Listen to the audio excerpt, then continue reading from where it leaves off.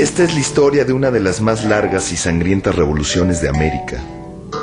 La época armada de la Revolución Mexicana duró desde 1910 hasta 1920 y cobró cerca de 1 millón de muertos y exiliados al pueblo mexicano.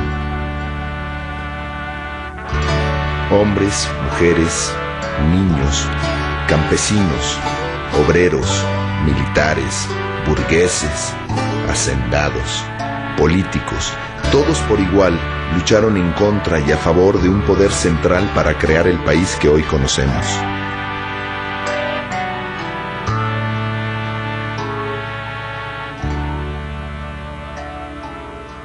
La Revolución Mexicana es una revolución que empieza siendo una propuesta de cambio político, pero esta revolución política rápidamente involucra otras demandas sociales y estas demandas sociales tienen que ver sobre todo con el principal problema del país, que es la cuestión agraria. La Revolución Mexicana es la primera revolución social que se da en el siglo XX, que no puede ser entendida si no es a través de la experiencia, por ejemplo, de la Revolución Rusa, y es una perspectiva general, global, de lo que se imaginaban como el despertar de una nueva era.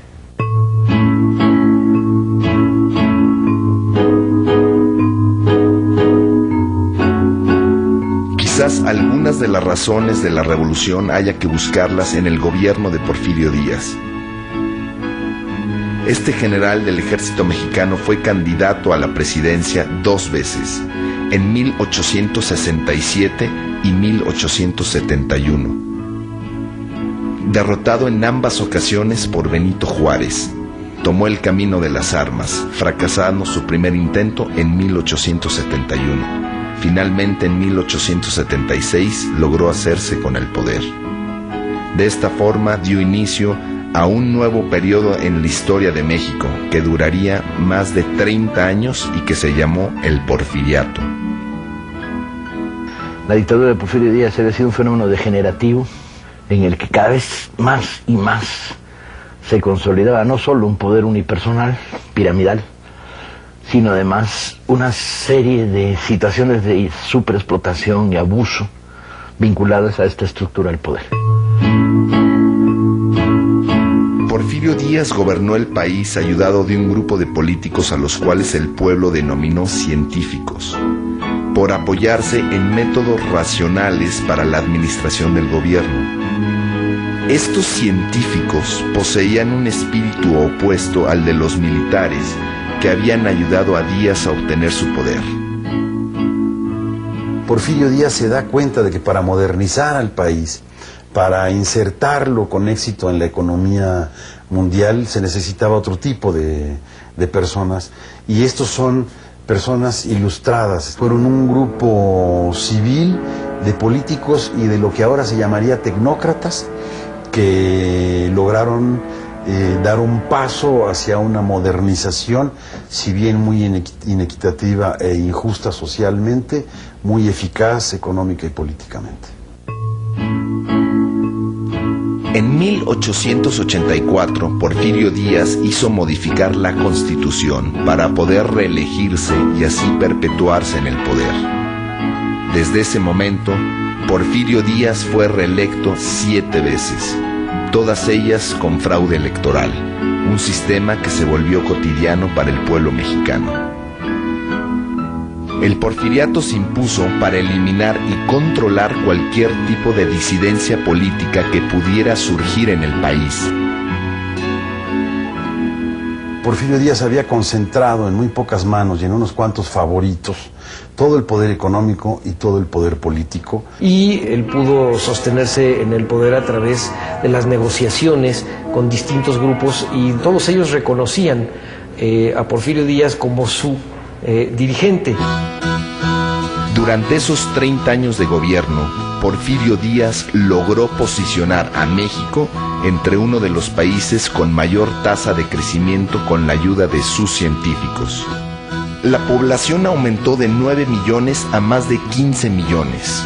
Las exportaciones aumentaron 6 veces su valor y el gobierno porfirista logró cancelar la deuda que México mantenía con Estados Unidos. Porfirio Díaz, en sus 32 años de gobierno, promovió el desarrollo económico, creó un mercado interno, pero esto no se tradujo, no se desdobló en un bienestar para el resto de la población. Entonces lo que tenías era un pequeño grupo de privilegiados muy rico y un gran país muy pobre.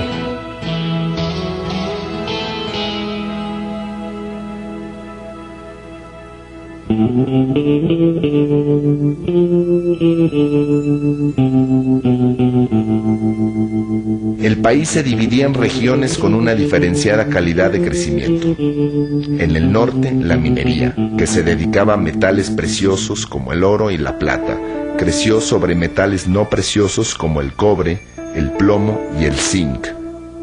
En el centro-sur, las industrias agrícolas y textiles crecían en gran medida. Y en la región de Yucatán, el Enequén se volvía la fábrica principal de hilos y sal.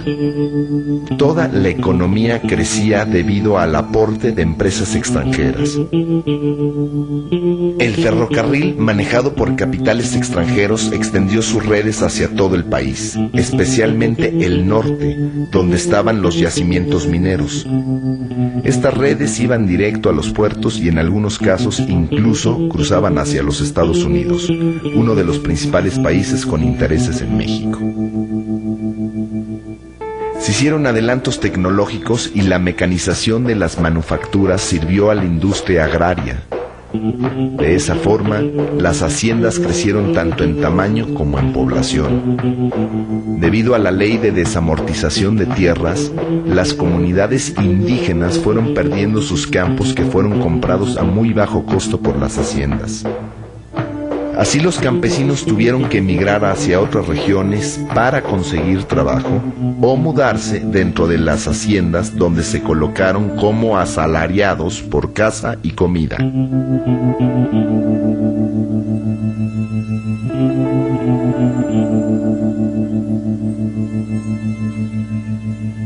Las haciendas construyeron una manera de relación con los campesinos en las que los tenían amarrados a la tierra. Las tiendas de las haciendas les vendían a precio fijo y a crédito, de tal manera que forzaban una estructura de autoconsumo.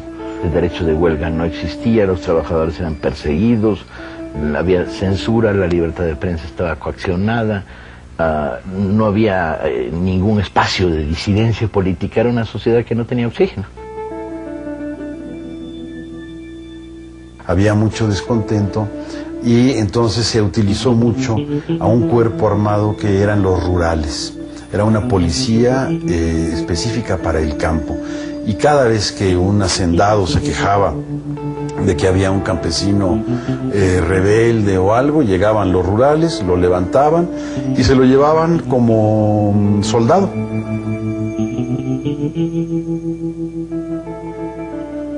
Pero había algo más. Mi padre vivía en lo que era propiedad de la hacienda. Y cuando en la hacienda había alguna cosa que se perdió, el cura mandaba a traer a la gente, la convocaba por medio de la campana para que se confesara.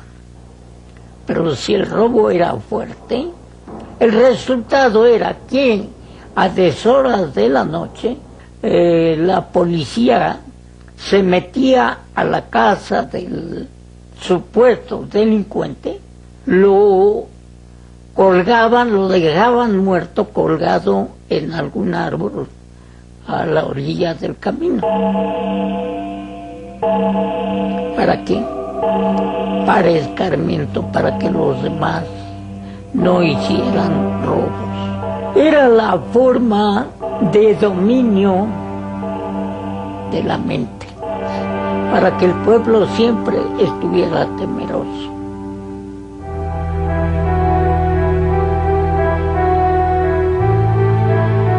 De esta forma, el país se fue polarizando en clase trabajadora dominada y clase pudiente poderosa. Fundamentalmente, las características de peonaje, esclavitud, condiciones asalariadas y de trabajo insufribles muestran el caldo de cultivo que era el porfiriato para una respuesta revolucionaria a una condición insostenible al interior del país. Empezaron a surgir hombres valientes. Fue el inicio del descontento generalizado, lo que dio motivo a que se empezara a pensar en un movimiento armado.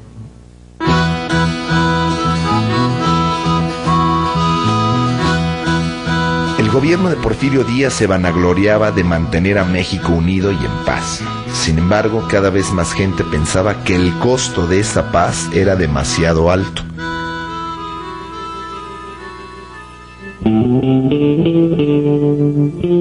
Los primeros en pasar de la crítica a la acción fueron los hermanos Flores Magón, políticos y periodistas originarios de Oaxaca.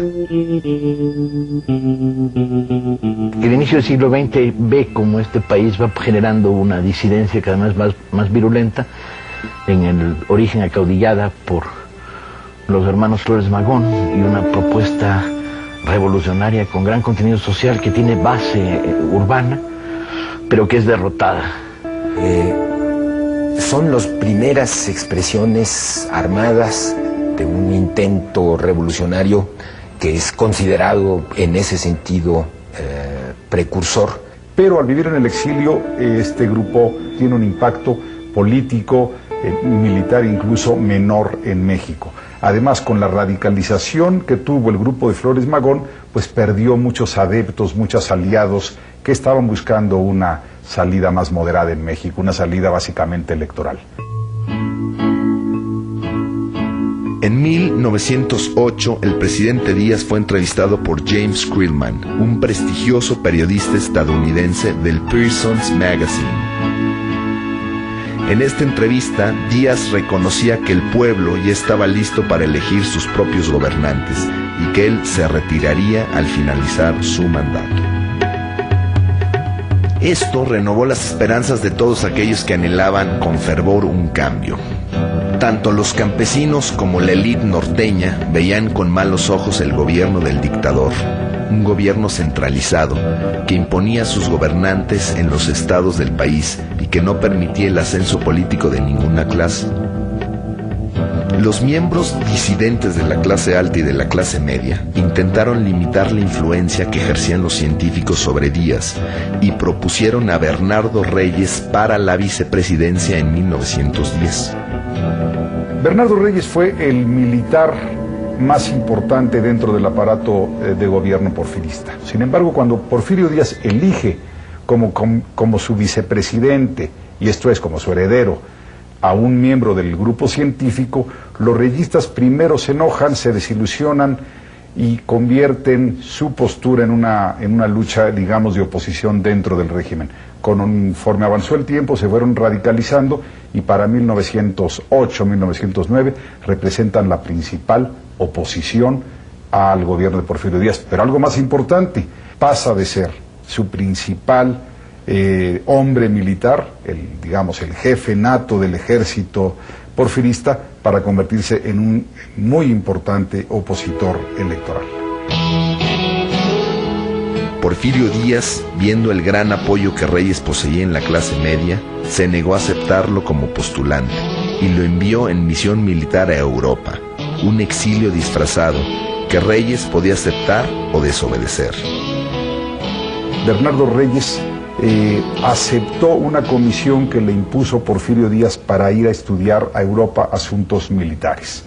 Era una reacción obvia por parte de Porfirio Díaz porque temía equivocadamente que Reyes era su principal enemigo, la mayor amenaza.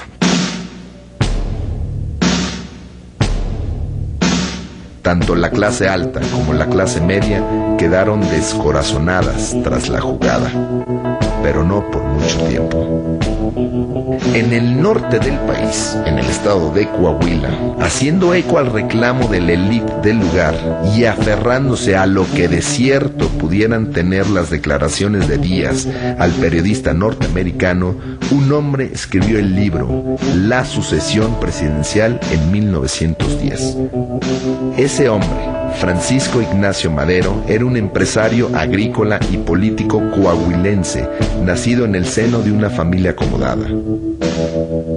Madero pertenecía a la que quizás era la familia más rica de México y más moderna, porque tenían haciendas, pero tenían también industrias, tenían inversiones financieras y eran consentidos del régimen. Entonces nadie hubiera podido pensar que Madero, hijo de esa familia, podría haber sido un revolucionario. Francisco I. Madero es, además de miembro de esta familia, es un liberal. Él se fue a educar a Europa, se fue a educar a Estados Unidos. Además, regresó simpatizante de las corrientes espiritistas. Entonces Madero, a través de un experimento de medium, escribió la frase amarás a tu prójimo como a ti mismo, y él dice, eso lo cuenta en sus memorias, cuenta que en ese momento él entendió que tenía que dedicarse a la política, porque para que el pueblo mexicano pueda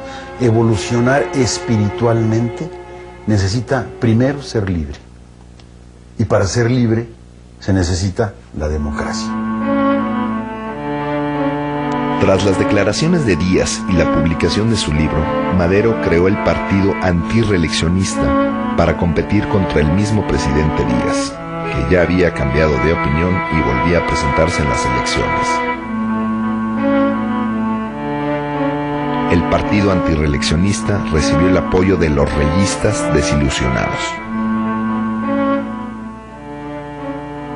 Por primera vez a lo largo de sus 30 y tantos años en el poder, Porfirio Díaz se enfrenta a una oposición auténtica. Esto es muy importante porque no solamente le dieron un mayor número, un crecimiento estadístico al antirreeleccionismo, sino que le dieron cuadros que provenían del sector político, cuadros que tenían experiencia. Entonces dejó de ser un movimiento de la sociedad civil inexperta, ajena al proceso político, y se acordó que se iría de gira por diversos puntos del país, prácticamente atravesar el territorio nacional, para organizar clubs antirreeleccionistas. Él, entre 1905 y 1909, establece contacto con personas independientes de todos los estados y va levantando muchas simpatías. Madero era una persona de muy poca estatura, de voz chillona, y sin embargo con un carisma fuerte, acompañado siempre de su esposa. Entonces tiene una red de personas con las que está carteándose constantemente, buscando apoyo para poder organizarse en 1909 de manera nacional. Pero Francisco Madero pretendía conseguir para su estado la autonomía local que el gobierno central impedía al imponer los gobernantes desde la Ciudad de México. Una vez lograda la autonomía, Madero planeaba acceder al poder político. Porfirio Díaz al principio pensó que Madero no sería problema y que con las elecciones arregladas ganaría tranquilamente. Pero el opositor seguía ganando adeptos y en su paso por la ciudad de San Luis Potosí, el gobierno decidió apresarlo bajo los cargos de conato de rebelión y ultraje a las autoridades. Así, en la cárcel, Madero no podía ser electo. Madero permanece en la cárcel y entonces él se da cuenta de que pacíficamente por medios legales no puede lograr nada. Y en esas circunstancias Madero va pensando cómo rebelarse.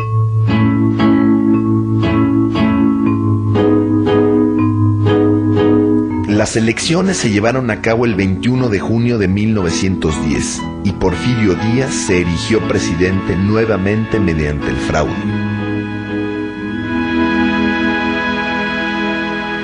Esas elecciones son la muestra de que no hay una salida política electoral a la dictadura porfiriana y eligen el camino insurreccional.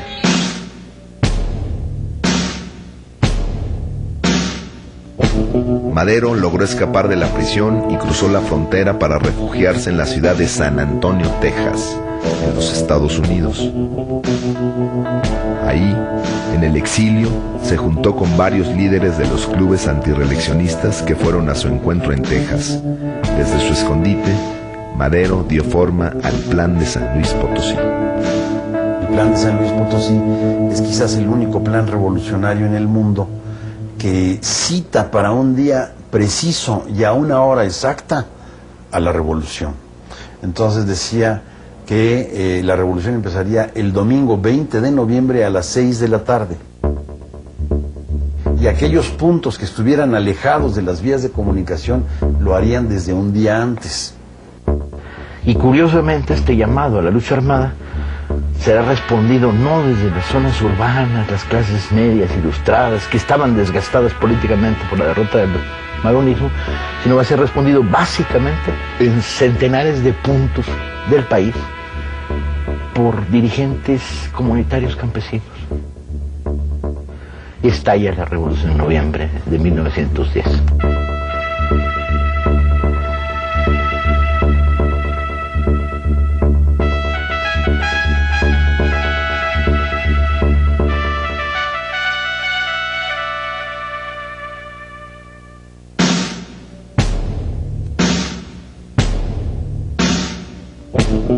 Desde la entrevista que Porfirio Díaz otorgara a Creelman, los ánimos del país habían ido cambiando. Luego del fraude en las elecciones de 1910, las esperanzas de que el dictador entregara el poder pacíficamente se fueron desvaneciendo. Desde los Estados Unidos, Francisco Madero hizo enviar copias del Plan de San Luis a todos los clubes políticos antirreeleccionistas para que juntos consiguieran la victoria. Madero llamó a las armas y quienes acudieron a su llamado no fueron sus antiguos simpatizantes, los miembros del Partido Nacional Antirreeleccionista, sino que los que aceptaron su llamado fueron grupos rurales concentrados en cierta zona del país que tienen otros objetivos. Les interesaba mucho menos la no reelección de Díaz que la consecución de la tierra. Al Plan de San Luis se adhirieron varios movimientos opositores al viejo régimen, entre ellos el grupo de Francisco Pancho Villa y Pascual Orozco en el norte del país, y el de Emiliano Zapata en el centro-sur. Emiliano Zapata podríamos decir que fue un campesino, pero no era de los más pobres. Era alguien que había tenido éxito, del tipo de los rancheros de clase media, y creo que eso lo ayudó a transformarse en líder. Él era también alguien que viajaba un poco, llevaba y traía mercancías entre diferentes poblados, tenía amplios contactos y creo que eso lo ayudó cuando comenzó la revolución. Emiliano Zapata, el caudillo del sur, fue uno de los líderes de la Revolución Mexicana. Nació en San Miguel Anenecuilco, distrito de Ayala, en el estado de Morelos.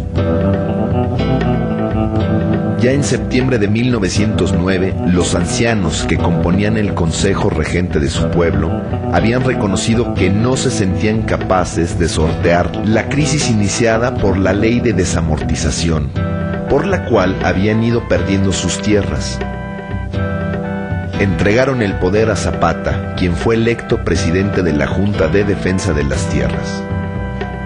Desde ese entonces estudió los documentos que acreditaban los derechos de los pueblos a sus tierras y se convirtió en dirigente agrario de Morelos.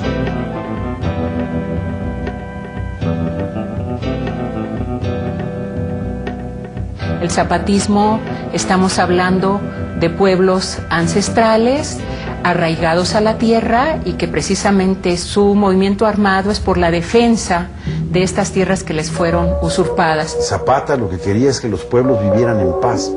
Como dice John Womack, Zapata hizo una revolución para que las cosas quedaran igual, para que no se transformaran. Por otra parte, en el norte del país, en el estado de Chihuahua, otra insurrección estaba creciendo bajo el mando de Pascual Orozco y del caudillo carismático Francisco Villa. Ambos hombres provenían de orígenes muy distintos. Pascual Orozco había nacido en una hacienda y se dedicaba a transportar metales. De esa forma logró al poco tiempo tener su propia mina de oro. Por el contrario, Francisco Villa, nacido bajo el nombre de Doroteo Arango, tuvo que escapar de su Durango natal para refugiarse en Chihuahua, donde se cambió el nombre y se dedicó a una doble vida. Por un lado, trabajando como arriero y empleado de compañías extranjeras, y por otro, dedicándose al hurto de ganado, práctica que a los ojos de muchos no constituía un delito, ya que las tierras en las cuales el ganado pastaba había sido arrebatado a los campesinos. Villa es un hombre apenas ilustrado, mal escribe, montaba a caballo dejándose caer sobre un lado primero y después sobre el otro, y era capaz de estar horas y horas y horas cabalgando con este método. Era abstemio contra lo que se puede pensar y destruía las cantinas cuando entraba una población. Le gustaban las malteadas de fresa y iba y se las tomaba en El Paso, Texas, en la Elite Confectionery. ¿Se lo imaginan? Personaje alto. Lo pensamos en blanco y negro y pensamos que era moreno, y no, era lo que llaman en México un güero de rancho, de pelo color castaño, rizado, y entraba ahí con sus cananas y decía, 2 malteadas de fresa. Personaje singular. Los villistas eran un movimiento con mayor diversidad social. Y esto era lo que Pancho Villa representaba. El de Zapata es algo más parecido a un movimiento de clase con un objetivo muy claro, tierra y libertad. Lo resume bien. Pancho Villa nunca escribe qué es lo que quiere. Los historiadores discuten hasta qué punto realmente quería hacer una reforma agraria, hasta qué punto realmente le importaban los diferentes aspectos de una reforma social. Y las similitudes son que ambos tenían una conexión con los habitantes de los pueblos, de las clases más bajas, así que ambos son líderes populares, y en la historia grande de la revolución, ellos son los que han resultado más mitificados, en cierto modo.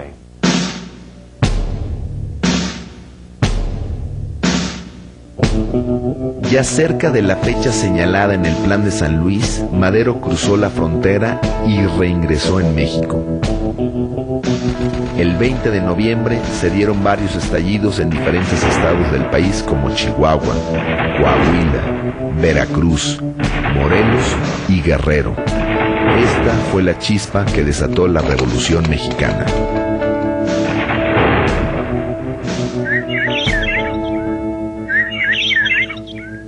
Zapata, dada el lugar, la región donde operaba más bien en forma de guerrilla. Francisco Villa tenía toda una división de muchos miles de soldados y enfrentaba al gobierno en grandes combates. Pero en el fondo, los dos eran representantes de la gente humilde. Conforme empezó a haber noticias de grupos revolucionarios que tenían éxito, el descontento social que existía tanto en las clases bajas como en las medias, desde luego, y en una buena parte también de las clases altas, pues se manifestó a favor y se fueron uniendo.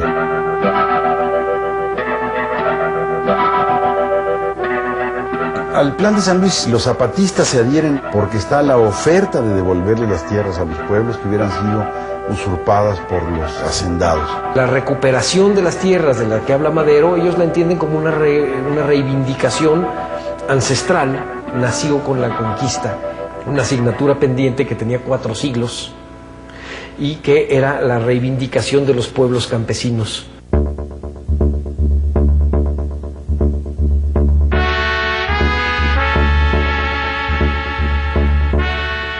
Todos los jefes de las fuerzas revolucionarias de Morelos, en reunión, nombraron a Emiliano Zapata jefe supremo del Movimiento Revolucionario del Sur, que después pasaría a llamarse Ejército Libertador del Sur. De esta forma, la figura y poderío de Zapata quedaban instaurados. Era el jefe de una de las zonas de guerra más estratégicas, dada su proximidad con la Ciudad de México, centro del poder político y por tener acceso a los caminos de entrada y salida al Distrito Federal. En el norte del país, la insurrección tomó fuerza especialmente en Chihuahua, donde era comandada por Villa y Orozco. Y a donde quiera que Villa pasa, hace pedazos a las estructuras oligarcas, bien destruyéndolas, como en el caso de Chihuahua y Durango, bien obligándolas a mantener constante pago de derechos de explotación. Siempre en la contradicción de que en el norte no puede acabar de romper con los Estados Unidos porque es su base material. Piensa que la revolución en México se hizo en un país donde no había fábrica de municiones. Por lo tanto, cada vez que querías ir un tiro, tenías que traerte la bala del otro lado. Por lo tanto, la red de contrabando que se tiene que crear, y durante varios momentos hay un bloqueo armamentista, la red de contrabando es inmensa. Durante varios meses, los revolucionarios se enfrentaron al ejército de Díaz, hasta que Villa y Orozco atacaron y tomaron Ciudad Juárez contra las órdenes del mismo Madero. La toma de Ciudad Juárez es la batalla más importante de toda la lucha militar antireeleccionista en contra de Porfirio Díaz. El destino del país se juega en montones de pequeñas insurrecciones armadas, pero una sola batalla en el norte, en el extremo del país, en la frontera. Pareciera absurdo que una revolución se definiera en la periferia y no en el centro, ¿no? Pero así es. Fue así como la revolución fue nutriéndose de gente con, pues a lo mejor no muy clara la cuestión del objetivo de la revolución. Más bien era la inconformidad por la forma en que el hacendado y sus capataces trataban al pueblo.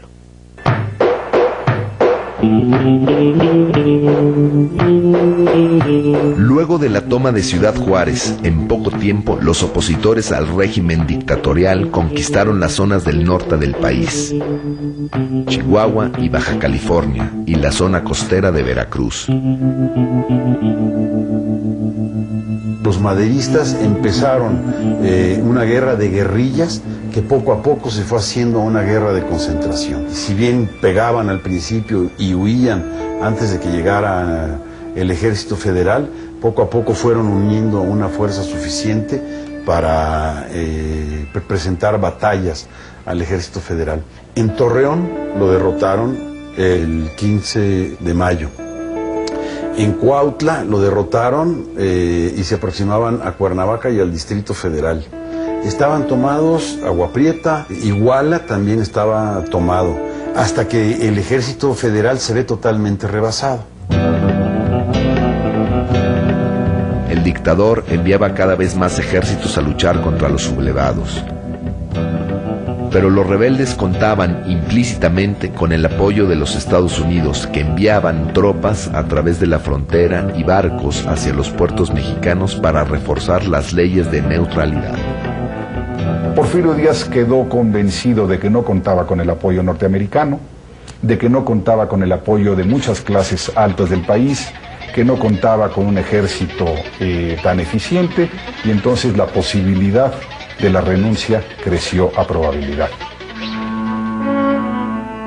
El 21 de mayo de 1911, en Ciudad Juárez, los maderistas llegaron a un acuerdo con los representantes de Díaz, que viajaron para acabar con el conflicto.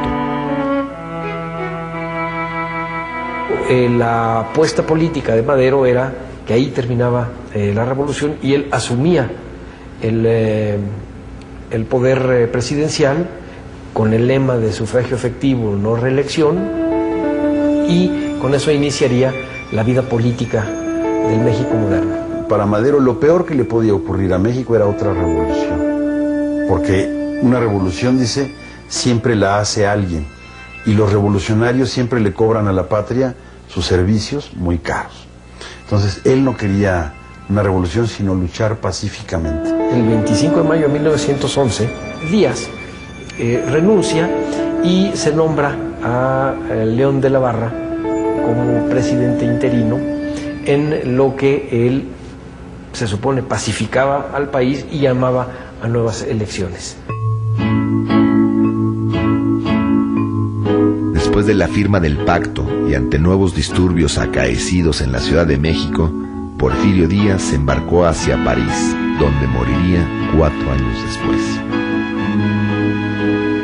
El gobierno provisional de Francisco León de la Barra, según el pacto, duraría desde mayo hasta noviembre de 1911, momento donde convocaría elecciones generales y entregaría el poder. Como era un presidente interino, la ley le señalaba que tenía como tarea estabilizar políticamente al país nuevamente para llamar a elecciones.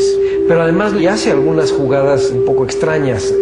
Madero va al estado de Morelos a entrevistarse con Zapata, quien no quería licenciar a sus tropas, y mientras están Zapata y Madero conferenciando, el León de la Barra envía a un grupo del Ejército Federal comandados por Victoriano Huerta a atacar a los zapatistas, esperando que Zapata se sintiera traicionado y fusilara a Madero. Y de este modo él resolvía el problema.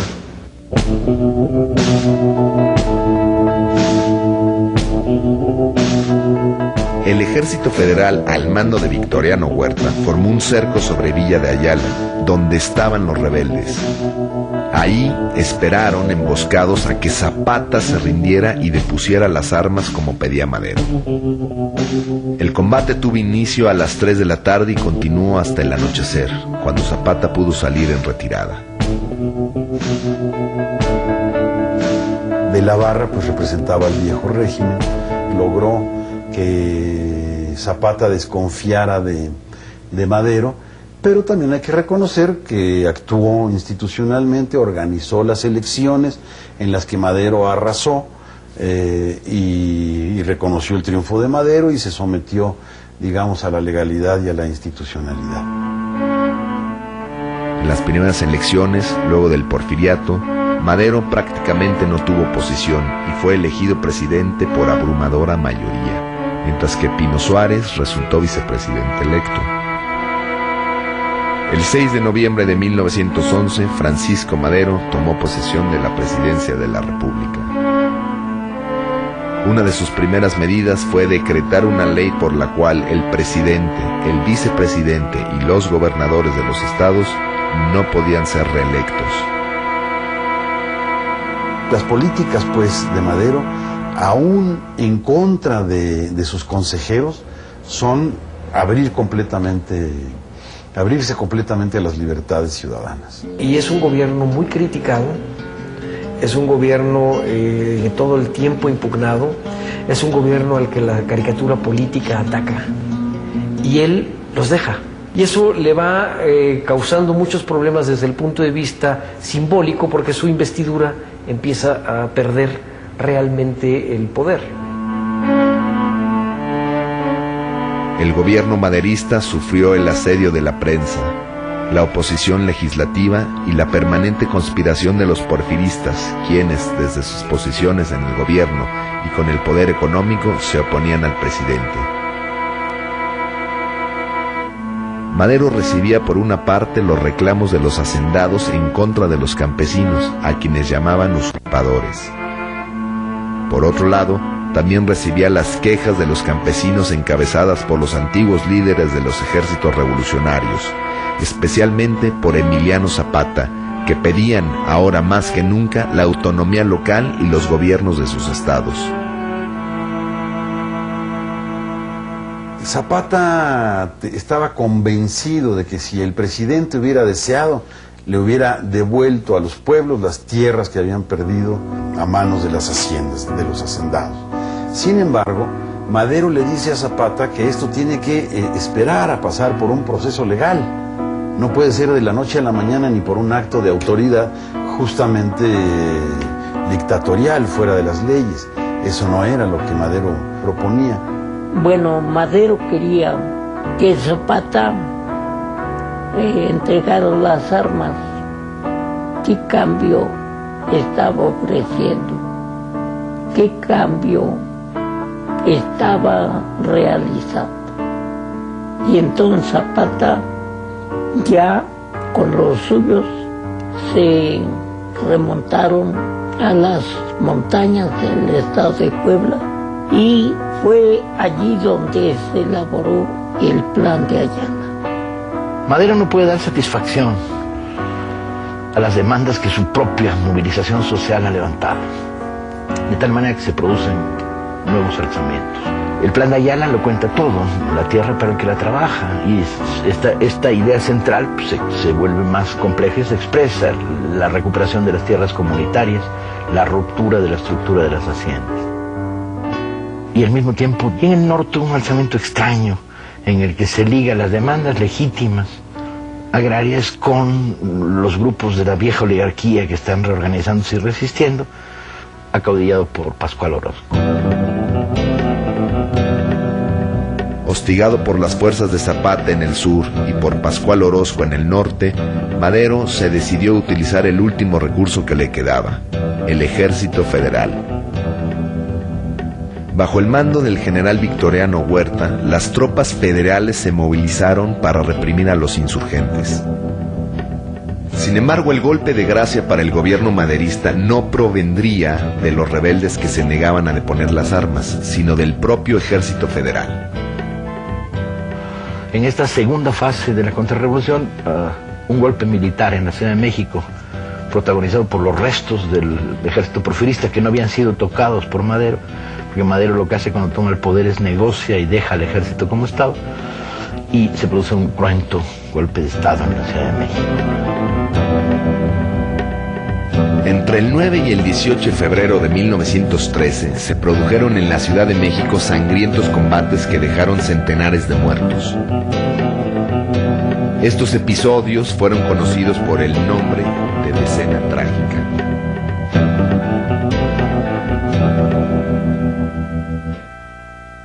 Las fuerzas que apoyan la rebelión de Bernardo Reyes toman la Ciudadela, que era un lugar donde había instalaciones militares en el centro de la Ciudad de México, en la que se conoció como la Decena Trágica.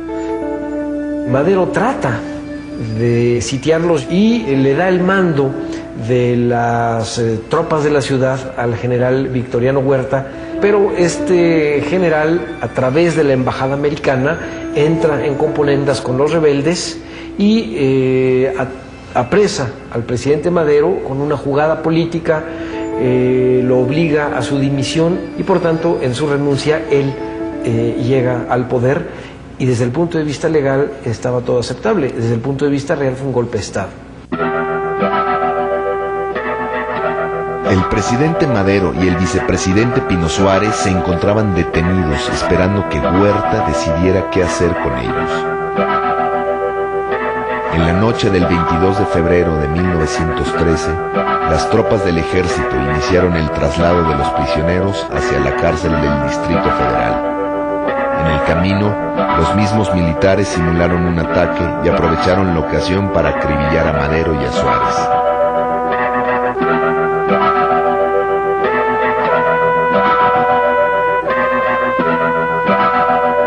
La Ciudad de México y la prensa celebraron este asesinato planificado por Huerta, el nuevo presidente de la nación.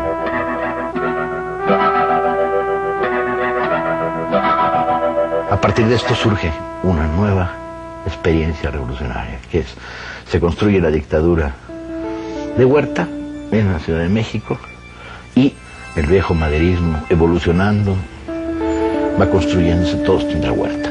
Ahora sí, la sangre corre de manera terrible.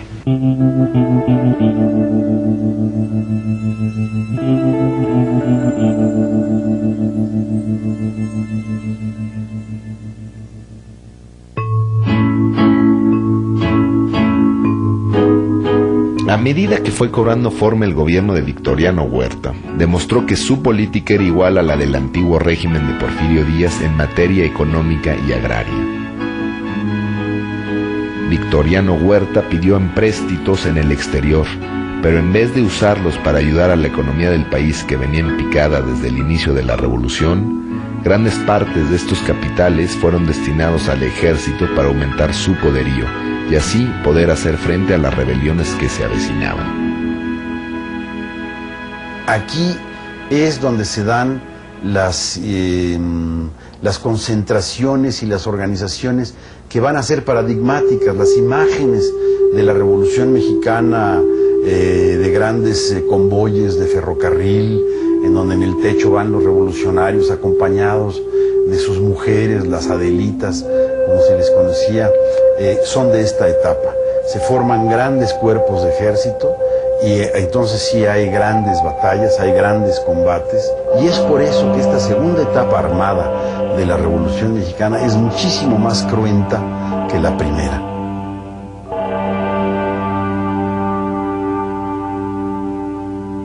Ahí es donde ya surgen militarmente las figuras que sean claves en el proceso revolucionario. Un oscuro gobernador en Coahuila, Venustiano Carranza, que es uno de los pocos gobernadores que mantienen la legalidad maderista. Villa en Chihuahua, que se vuelve la fuerza hegemónica, reuniendo decenas de guerrillas. Álvaro Obregón y los pequeña burguesía sonorense, con un amplio frente de clases. Y estas fuerzas empiezan militarmente a avanzar contra el viejo ejército, ahora sí, de la dictadura, en la fase más cruenta de la revolución. Conforme avanzaban estos ejércitos al centro del país, iban expulsando a los políticos huertistas de esos estados, iban también haciendo huir a las élites regionales y estableciendo nuevos pactos con clases medias, con sectores populares. Entonces realmente es una lucha, por un lado, contra el ejército huertista, pero también es una lucha contra élites locales y contra un aparato político regional en todos estos ámbitos. Victoriano Huerta tuvo que hacer frente a importantes problemas militares, como la oposición zapatista en el sur y las milicias de Francisco Villa en Chihuahua. En el noreste del país, por su parte, cobraba cada vez más importancia entre los revolucionarios la figura del gobernador de Coahuila, Venustiano Carranza. Venustiano Carranza fue miembro de la élite política local de Coahuila, fue uno de estos muchos reyistas que se desilusionó de Porfirio Díaz, que terminó enfrentado a él, y esto le da una característica a la Revolución Mexicana muy importante. No pensemos que la Revolución Mexicana fue una lucha estrictamente popular, únicamente con bases campesinas. No, se tiene que entender que la Revolución Mexicana tuvo desde sus inicios, pensemos en Madero y ahora en Venustiano Carranza, líderes de clase alta o de clase media, con vinculaciones con las élites económicas o con las élites políticas.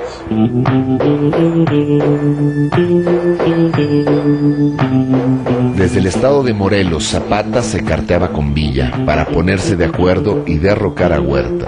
Venustiano Carranza trataba de organizar el ejército revolucionario, aunque era receloso de los otros caudillos. Bueno, Venustiano Carranza lanza el plan de Guadalupe, que llama a pelear contra Victoriano Huerta para regresar al orden constitucional. Por eso se les llaman constitucionalistas.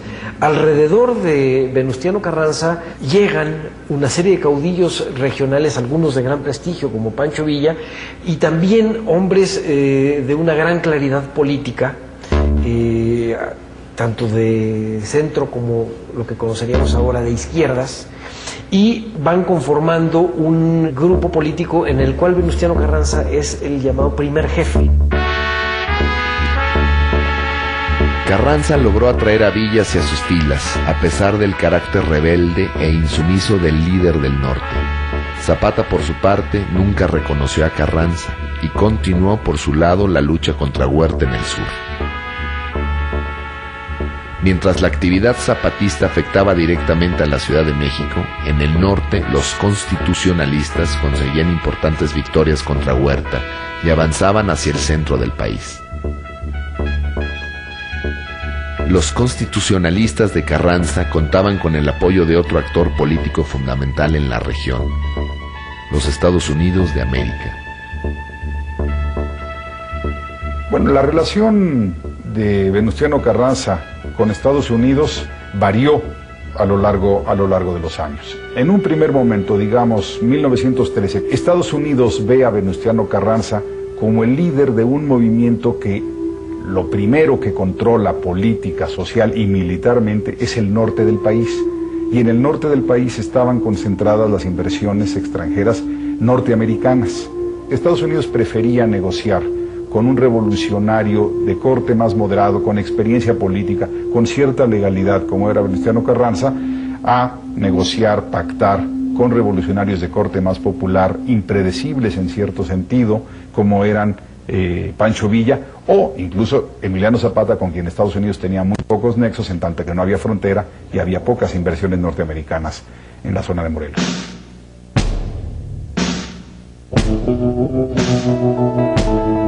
Con el pretexto de un incidente armado entre fuerzas huertistas y otras norteamericanas que vigilaban la zona petrolera de Tampico, el presidente de los Estados Unidos, Woodrow Wilson, ordenó la ocupación del puerto de Veracruz, que se consumó el 21 de abril de 1914, cuando una numerosa flota estadounidense atacó y ocupó esa ciudad portuaria. Las tropas federales huyeron 10 minutos después de que comenzara el bombardeo. La invasión de los Estados Unidos a Veracruz se da en abril de 1914 y tiene varios objetivos. Primero, Estados Unidos estaba perfectamente informado que había crecientes diferencias entre Venustiano Carranza y Francisco Villa. El riesgo que veía Estados Unidos es que el enfrentamiento entre Villa y Carranza creciera de tal manera que o empezara la guerra entre ellos, o que simplemente Villa decidiera ya no participar en la revolución en contra de Huerta. Cualquiera de las dos posibilidades iba a dar como resultado que Huerta permaneciera por un tiempo más largo al frente del poder. Un segundo elemento es que Estados Unidos estaba también perfectamente informado que venían armas desde Europa para el gobierno huertista. Entonces decide impedir la llegada de estas armas a Victoriano Huerta para luego decir: yo también colaboré en la derrota del huertismo, yo también colaboré en la instalación del nuevo gobierno y por lo tanto tengo derecho a exigir ciertas concesiones. Está pensando en sus inversiones y en la futura política petrolera.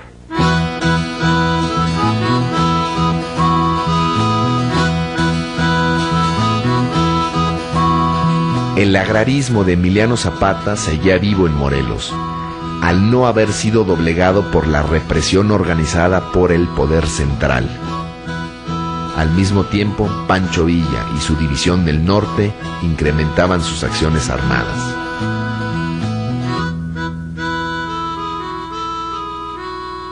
Los ejércitos constitucionalistas avanzaron sobre Ciudad de México con, digamos, 3 rutas. Una venía del noroeste, de Sonora, Sinaloa, siguió descendiendo por la costa del Pacífico, para luego en Jalisco más o menos torcerse y ya lanzarse sobre el centro del país.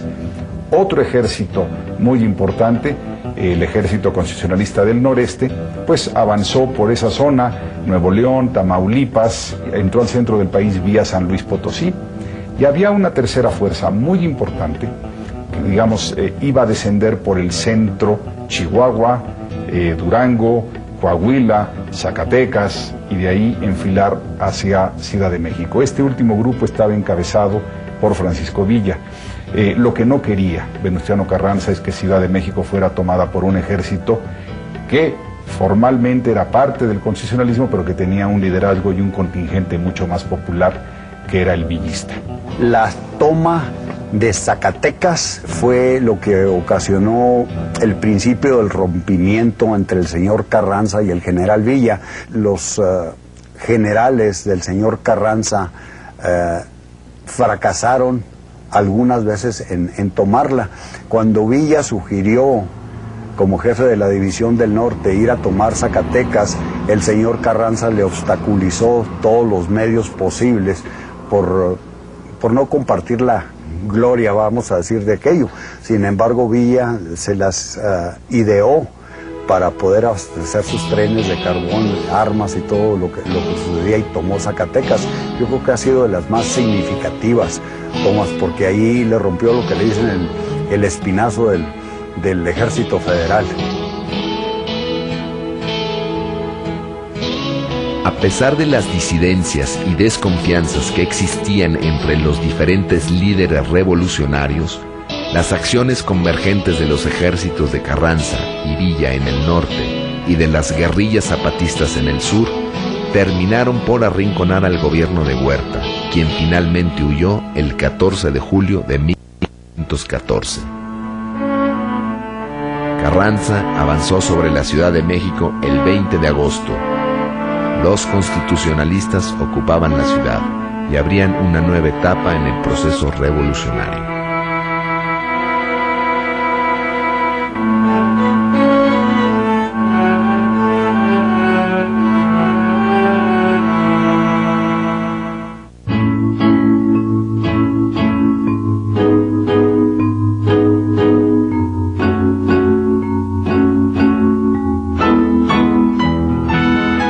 El 20 de agosto de 1914, Venustiano Carranza entró en la capital del país y asumió la presidencia provisional de la República. Con ello se cumplía el Plan de Guadalupe y aparentemente se daba fin a la guerra. Al día siguiente, Carranza envió al general Álvaro Obregón a Chihuahua para negociar con Pancho Villa el reconocimiento de su gobierno. Ante los zapatistas, asumió una posición semejante a la de Madero. Exigió el sometimiento incondicional. El Ejército Libertador del Sur, por su parte, refrendó su bandera de lucha, el Plan de Ayala, que decía que una convención de los jefes revolucionarios de todo el país debía elegir al gobierno provisional de la República. La posición de Villa y Zapata era ofensiva con Carranza, y esto anunciaba la futura contienda. Es una guerra típica de todos los procesos revolucionarios que en el mundo ha habido. Esto es, primero, todos estos ejércitos se aliaron para vencer al enemigo común, que era el antiguo régimen. Una vez vencido el antiguo régimen, esto es, el gobierno de Victoriano Huerta, sobrevino una guerra que era previsible, predecible, que es la guerra entre los ejércitos revolucionarios antes aliados, para que cada uno de ellos tratara de imponer su modelo revolucionario en particular. El modelo de Villa, el modelo de Zapata, que se aliaron temporalmente, o el modelo de Venustiano Carranza. En octubre de 1914, Carranza intentó llevar a cabo una convención de líderes revolucionarios a su manera en la Ciudad de México, pero Villa y Zapata se negaron a participar si la reunión se llevaba a cabo en la capital, que estaba controlada por los carrancistas. Carranza aceptó entonces trasladar la convención a la ciudad de Aguascalientes. Zapata se negó a reconocer la soberanía de la Asamblea y expuso que era indispensable que Carranza renunciara al poder ejecutivo. Designó una comisión para acudir a Aguascalientes, pero sin el carácter de delegados. Había un sector en la convención de revolucionarios de la clase media, de políticos profesionales, de políticos revolucionarios. A ellos se les encargó formalmente el poder ejecutivo de la convención, pero sus relaciones, sus similitudes con Zapata y Villa eran mínimas y por lo tanto estaban condenados a una pronta separación. Al aprobarse el Plan de Ayala en Aguascalientes, el carrancismo pasó por un momento difícil. Carranza y Obregón vieron cómo en la asamblea que ellos mismos habían convocado, sus propuestas no encontraban eco. En cambio, se propagaba la fuerza de los sectores más radicales de la revolución, cimentada en la unidad todavía frágil de Villa y Zapata, los líderes de los ejércitos revolucionarios del norte y del sur. Derrotados en la convención, Carranza y Obregón abandonaron la capital y huyeron hacia Veracruz. En la convención revolucionaria se decide que alguien tiene que encargarse del Poder Ejecutivo y Eulalio Gutiérrez es el personaje que podía, digamos, aglutinar y negociar con ambos grupos y permitirles a los dos caudillos retirarse con sus tropas. La realidad es que el poder político lo tenían ambos, Villa y Zapata, y Eulalio Gutiérrez tuvo un poder muy acotado que impidió hacer realmente un gobierno aceptado.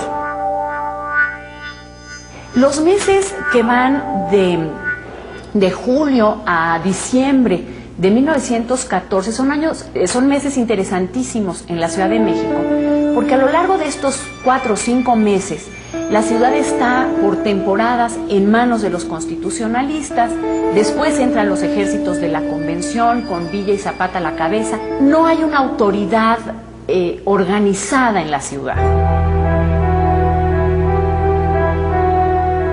A finales de noviembre de 1914, las avanzadas zapatistas ocuparon los barrios capitalinos del sur y llegaron hasta el Palacio Nacional, mientras que las tropas villistas se empezaban a instalar en las afueras. Pancho Villa envió una carta a Zapata diciendo: "No entraré a la capital de la República con las fuerzas de mi mando, hasta que no tenga el gusto de hacerlo en compañía de usted, pues deseo que todo el mundo se dé cuenta de que estamos unidos fraternalmente y dispuestos a hacer toda clase de esfuerzos y sacrificios por el bienestar y tranquilidad de nuestra patria, por la que tanto hemos luchado, usted en las montañas del sur y yo en las estepas del norte".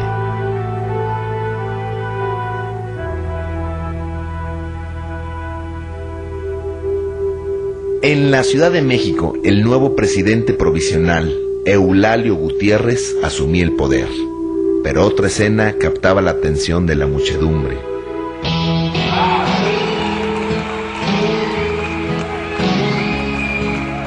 El pueblo de la capital envolvía al general Francisco Villa y los vítores resonaban cuando se vio aparecer por la carretera de Cuernavaca la comitiva del general Emiliano Zapata.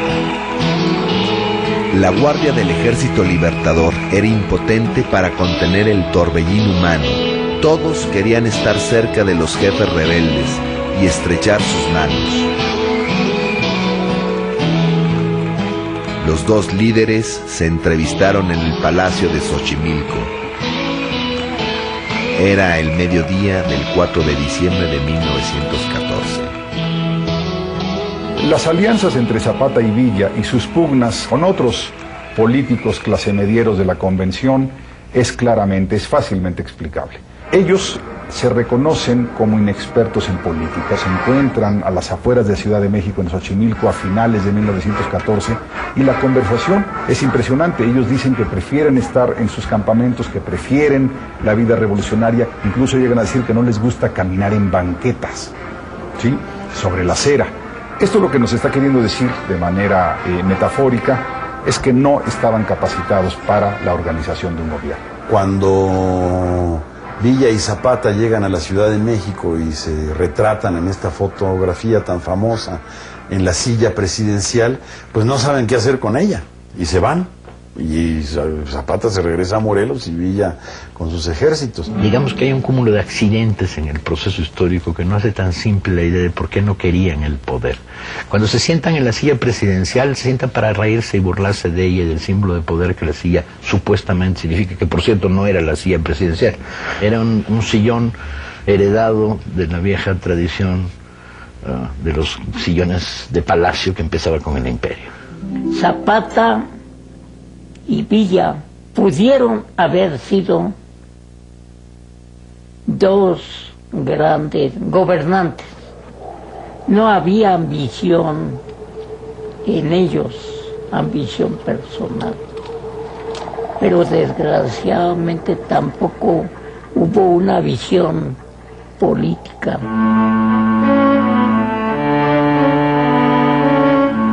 A pesar de haber sido elegido con el apoyo de Villa, Eulalio Gutiérrez consumó una nueva traición y comenzó a conspirar a favor de Carranza y Obregón. Enterado Villa de esta situación, volvió a la capital y obligó al presidente Gutiérrez a huir a escasas semanas de haber asumido. A principios de 1915, parecía que Villa y Zapata habían ganado la partida.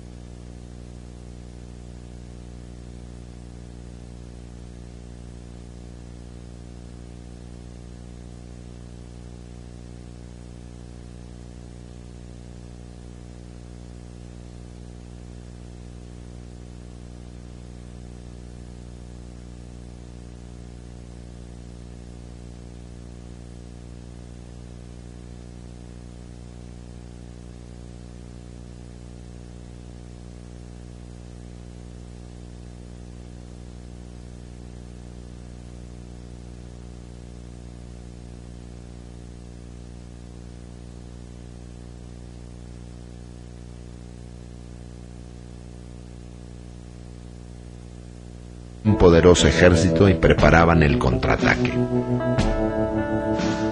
Y se inicia la penúltima fase de la Revolución Mexicana, que es convencionistas contra constitucionalistas, Villa, Zapata contra Carranza, para simplificar.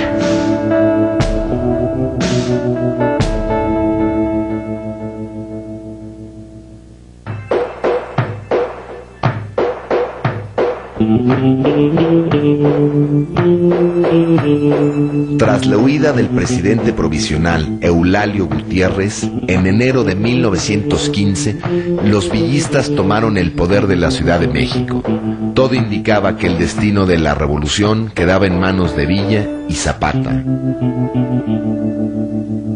Pareciera ser que Pancho Villa y Emiliano Zapata han ganado la guerra y controlan al país, cuando en realidad Venustiano Carranza desde Veracruz empieza una labor, digamos, de guerra, en donde la política es un asunto importante y se empieza a llegar de aliados, de tal manera que los ejércitos populares quedan divididos: Pancho Villa en el norte, Emiliano Zapata en el sur, y el control de las zonas productivas más importantes van siendo ganadas por el mismo Carranza, hasta que deja a estos dos grupos simplemente como grupos guerrilleros. El principal general de Carranza, Álvaro Obregón, dio inicio a una campaña en el norte del país con el objetivo de destruir el ejército de Villa. Las operaciones militares duraron meses y trajeron consecuencias nefastas sobre una población que ya sufría 5 años de guerra continua. A medida que pasa el tiempo, simplemente dejan de producir. La industria azucarera se vino abajo, el nivel de producción cae profundamente y también cae la población, aunque no de velocidad. Hubo escasez de alimentos porque los soldados de Carranza llegaban a las poblaciones, quemaban las trojas de maíz o asesinaban a la gente.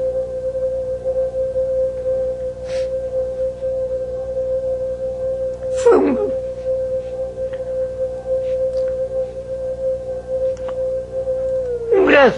gran sufrimiento para el pueblo.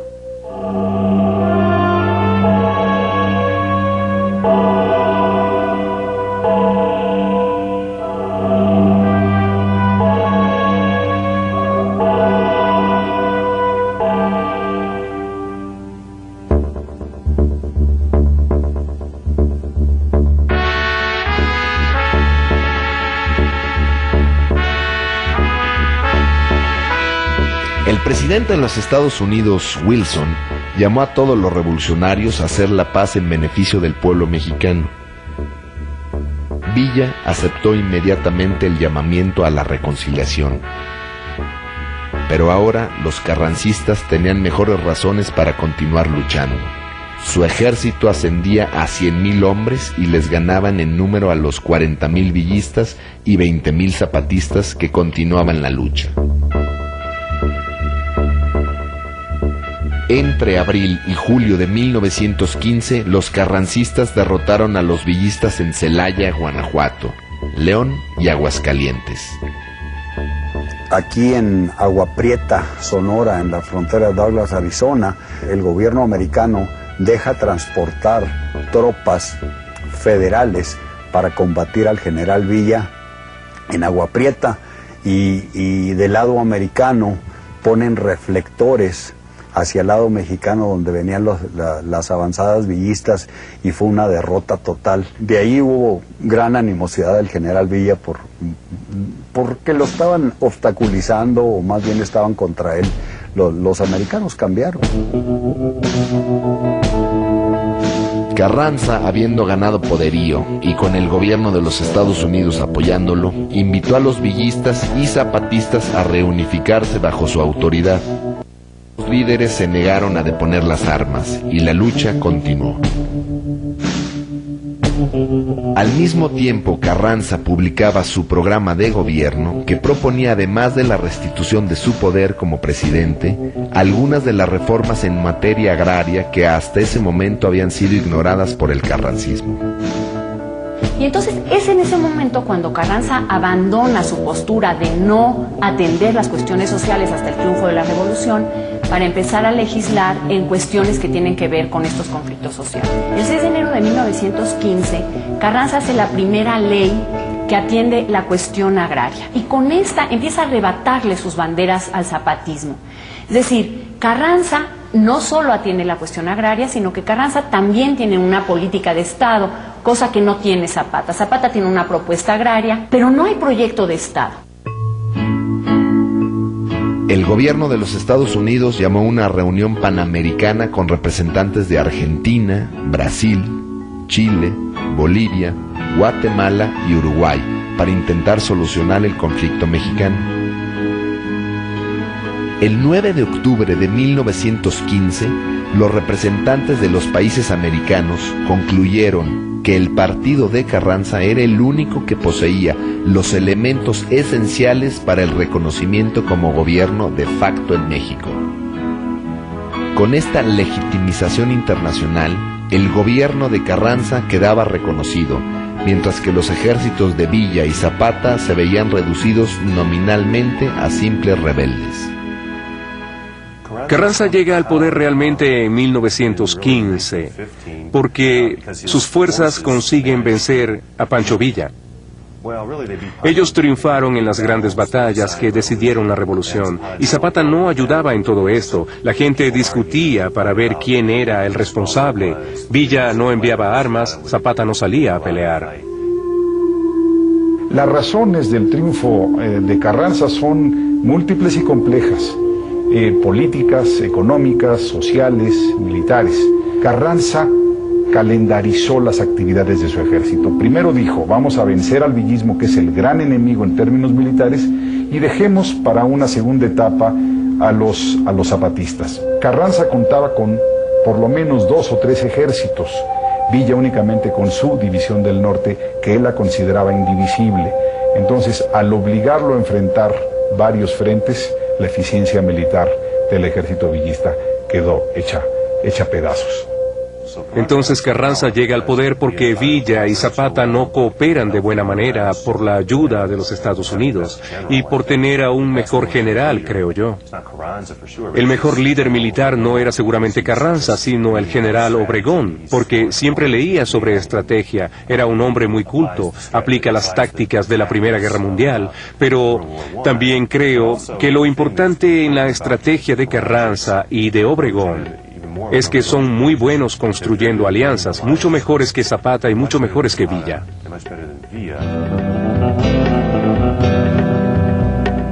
Con el respaldo internacional y la preponderancia militar, Carranza tenía abierto el camino hacia la capital y hacia la presidencia. Villa, por su parte, se negaba a entregar las armas.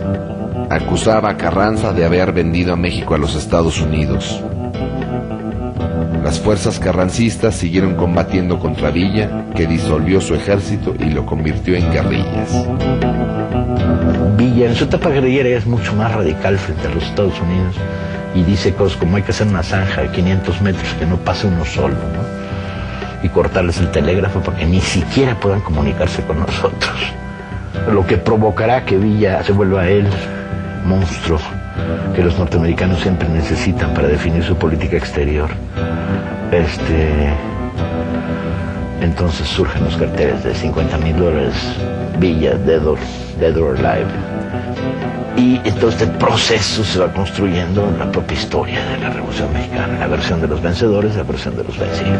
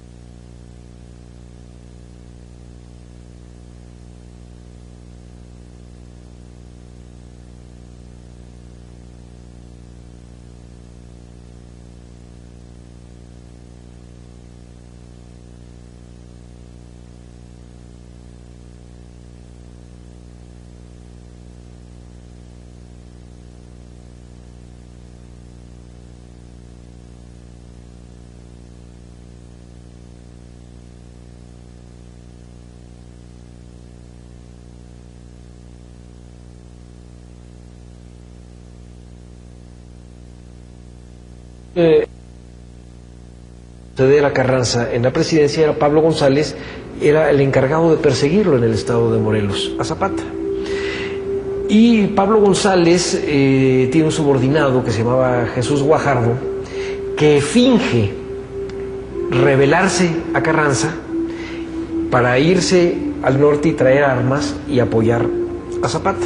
Entonces Zapata no sabe qué hacer, algunos de sus hombres le dicen que no crea nada, otros estando en un momento de debilidad, una fuerza, un aliado así le caería muy bien, y entonces decide ponerse de acuerdo con él, y quedan de verse en la hacienda de Chinameca para acordar ya los últimos detalles de esta alianza. Y Zapata va confiado a la hacienda de Chinameca, y cuando va llegando ahí, soldados apostados en muchísimos lados les disparan a él y a las personas que lo acompañaban y lo asesinan a traición.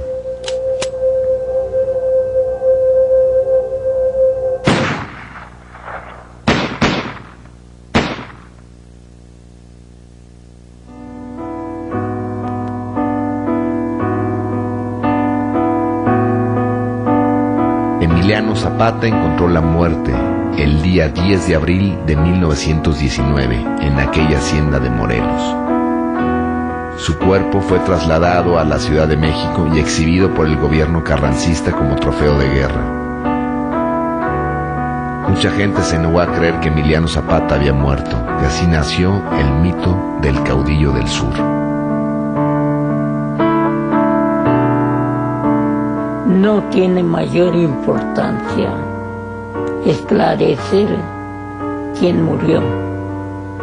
Si Zapata, el verdadero Zapata, o alguien que tomó su lugar.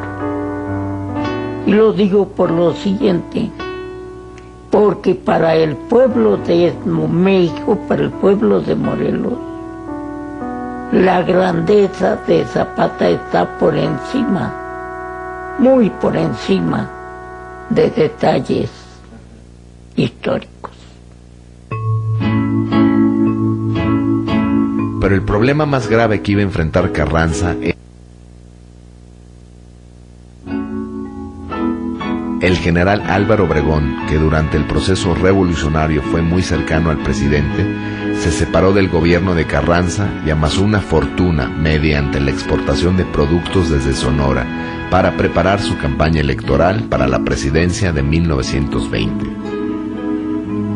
Cuando Carranza hizo evidente su intención de apoyar a otro candidato, Obregón lideró el levantamiento militar que obligó a Carranza a huir de la capital.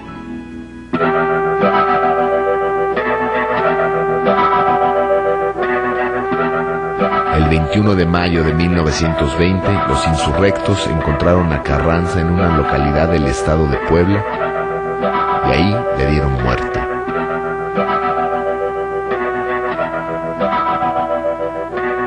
De esta forma, Álvaro Obregón se hizo con el poder. Uno de los apoyos cruciales que tuvo Obregón para llegar al gobierno fue el de los sobrevivientes del ejército zapatista. Los distintos grupos armados de los zapatistas empiezan a negociar con Álvaro Obregón, de tal manera que a la caída de Carranza, ellos apoyan a Obregón y entran con Obregón a la Ciudad de México, y es el presidente Obregón quien acepta el discurso zapatista como parte del discurso de su gobierno revolucionario.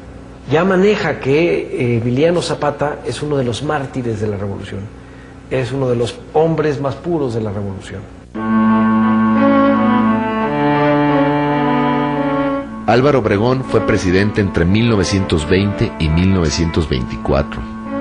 Durante su gobierno realizó una purga y mandó asesinar por lo menos una docena de jefes revolucionarios, asegurándose así la pacificación del Estado.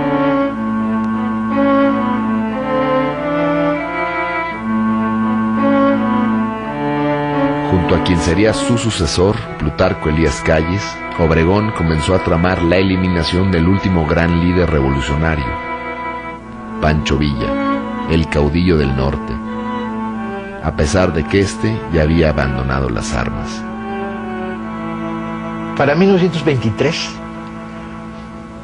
Villa, metido en la hacienda de Canutillo, donde se había retirado después de retirarse de la lucha armada, representaba para Obregón y Calles un problema y un peligro. Venían unas nuevas elecciones, había dos candidaturas confrontadas, la más progresista de la Huerta. El miedo a que Villa fuera a aliarse con esta candidatura y volviera a convertirse en el temidísimo caudillo militar que había sido, los tenía muy preocupados, de tal manera que un complot surgido desde abajo fue adoptado y encubierto desde arriba.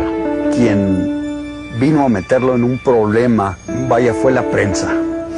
Y le dice que si él favorece a algún partidario, creo que le gustaba el señor Adolfo de la Huerta, dice, me gusta Fito, así le decía a Fito, creo que es buen muchacho. Y por ahí también comenta un error fatal, que no pensaran que Pancho Villa estaba muerto, que ya hasta había acabado, que todavía tenía él el poder de levantar 20,000 hombres en armas. Ahí fue la puntilla para planear su muerte, ¿verdad?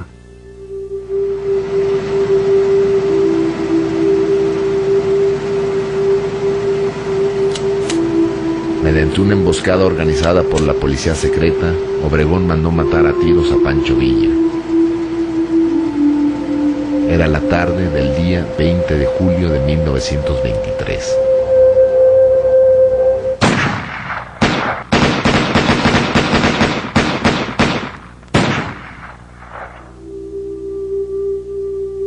Cuando Villa salía de la ciudad de Parral, muy cercana a Canutillo, le metieron 150 tiros al coche en el que viajaba. Se usaron rifles de alto poder y balas expansivas que en aquella época solo tenía el ejército. Los 9 asesinos, sus nombres se conocerían al paso de los años, eran pistoleros de pueblo, rancheros. Pero detrás del complot había un segundo piso con los ricos de Parral, y detrás de ese un tercer piso, donde sin duda estaba involucrado Calles.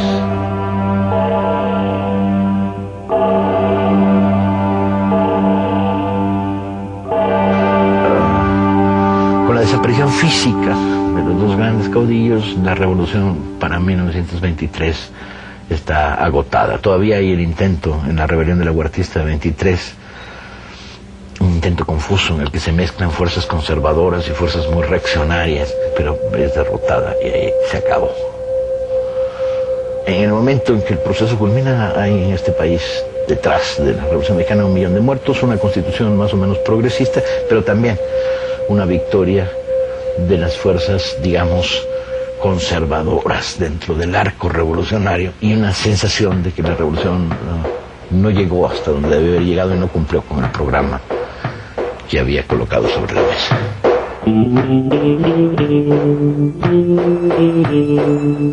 Con los siguientes mandatarios, la revolución entra en su etapa de institucionalización. El partido oficial del gobierno, que en 1946 toma el nombre del Partido Revolucionario Institucional, sería el encargado de reorganizar el país, monopolizando el poder hasta el año 2000. Durante todo el periodo revolucionario, ninguno de aquellos que alcanzaron la presidencia, ni Madero, ni Carranza, ni Obregón, ni su sucesor Calles, se dedican a implementar la cuestión agraria. Hasta que en la década de 1930 el general Lázaro Cárdenas impulsó desde su presidencia el mayor reparto de tierras que se produjo en México desde el estallido de la revolución.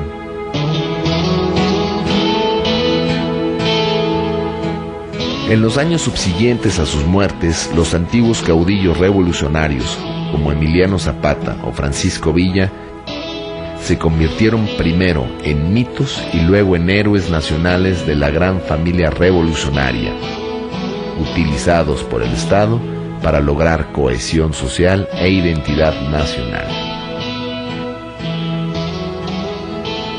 A finales de los 20 y principios de los 30, el cine mexicano, la novela mexicana, la literatura, empieza a crear una imagen del villismo un tanto idealizada. Y entre la realidad del recuerdo, de la memoria del villismo y esta imagen que la literatura y la cinematografía le van creando, van construyendo el pedestal en el que se ubicó después Pancho Villa, al revés de Emiliano Zapata, que sí tiene una aceptación como un héroe puro desde muy muy pronto. Se viene construyendo desde 1923 un mito popular de una regambre sorprendente y de una intensidad enorme. Y este mito popular dice: perdimos, Zapata y Villa eran los nuestros, la revolución no ha terminado. Cada vez que tu patrón te mire feo y te escupa, viene Pancho Villa y le da 3 reatazos, se mete 6 tiros y se va bien contento. Esta es la estructura del mito que sociedades como las nuestras necesitan para defenderse de los horrores y los fantasmas y las miserias de las sociedades en las que vivimos. No es gratuito que esté ahí, está ahí porque se lo merece.